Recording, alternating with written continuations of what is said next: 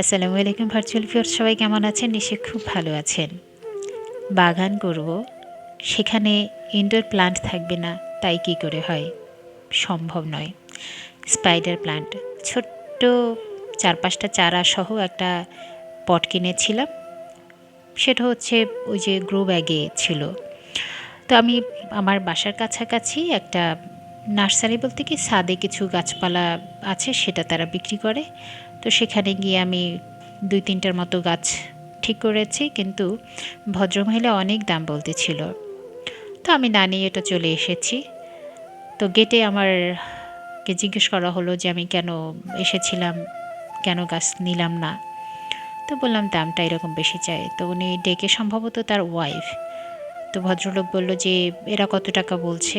তো আমি ৩টা না ৪টা গাছ মিলিয়ে মনে হয় বলেছিলাম ১৭৫ টাকার মতো আমার হিসেবে এসেছে। তো বলল আচ্ছা ঠিক আছে, আপনি এটা নিয়ে যান। তো আমি নিয়ে এলাম।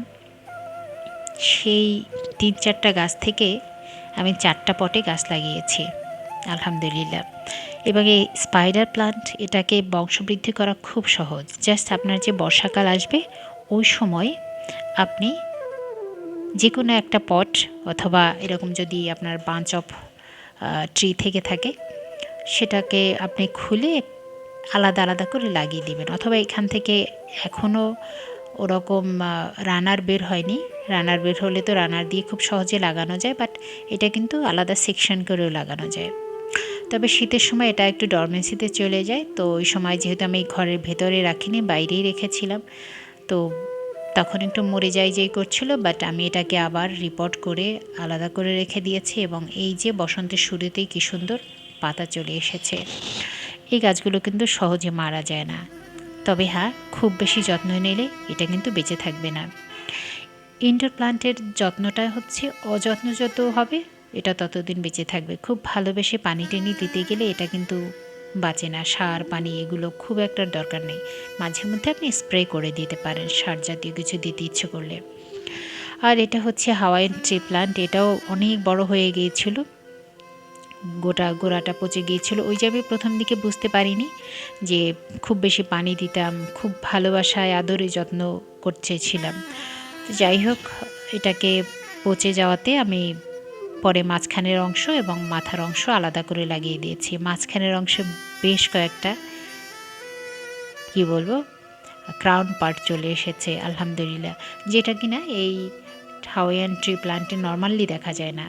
তো অনেকগুলো ব্রাঞ্চ বেরিয়েছে, দেখতে আমার কাছে খুবই ভালো লাগছে। এবং অক্সিজেন প্লান্ট এটাকে বলা যেতে পারে, যেহেতু এটা সবসময় অক্সিজেন রিলিজ করে। আর এই গাছটা যেমন অনেকটা বড় হয়ে গেছে, এটাকে আমি মাঝখান থেকে কেটে মাথার অংশটা আলাদা করে লাগিয়ে দেব। এইভাবেই কিন্তু আপনারা ইনডোর প্লান্ট, জাস্ট এই অংশটা কেটে নেব, ইনডোর প্লান্টের বংশবৃদ্ধি করতে পারেন। ইনডোর প্লান্ট যদি খুব লম্বা হয়ে যায়, বড় হয়ে যায়, ওগুলো কিন্তু আস্তে আস্তে শুকিয়ে যেতে থাকে। তো এজন্যই আমি বলছি যে ইনডোর প্লান্টের যত্ন না নেবেন, খুব পাতাগুলো পরিষ্কার রাখতে পারেন, এটা তো অবশ্যই রাখতে হবে। আর এটা হচ্ছে লাকি ব্যাম্বো, আমার গাছটা একেবারে মরে যায় করছিল, ওই যে বললাম অযত্নে রেখে দিয়েছি, এটা আবার ঠিক বেঁচে উঠেছে, আবার কিন্তু নতুন করে ব্রাঞ্চ ছেড়েছে। এই গাছটা আমি কিনেছিলাম হচ্ছে ঢাকার একটা হর্টিকালচার সেন্টার থেকে। তো এটাও আলহামদুলিল্লাহ বেশ ভালো, আবার নতুন করে জাগতে শুরু করেছে।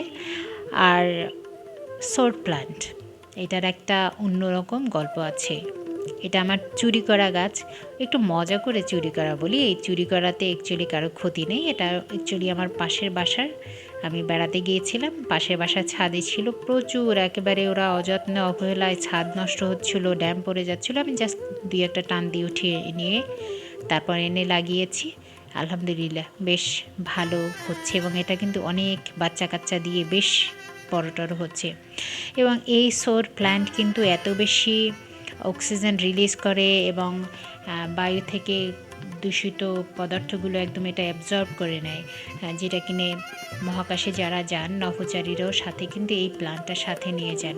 এবং এরা খুব কষ্ট সহিষ্ণু, একে আপনার একদম পানি না দিলেও চলবে, তবুও এটা খুব ভালো বেঁচে থাকবে। তবে গোড়ায় পানি জমলে এটার আবার অসুবিধা হচ্ছে, এটা গোড়া পচে নষ্ট হয়ে যায়। অ্যাকচুয়ালি সবগুলো ইনডোর প্লান্টই এরকম যে খুব বেশি পানি পেলে এটার গোড়া পচে নষ্ট হয়ে যাবে, সুতরাং পানি বুঝে শুনে দিতে হবে।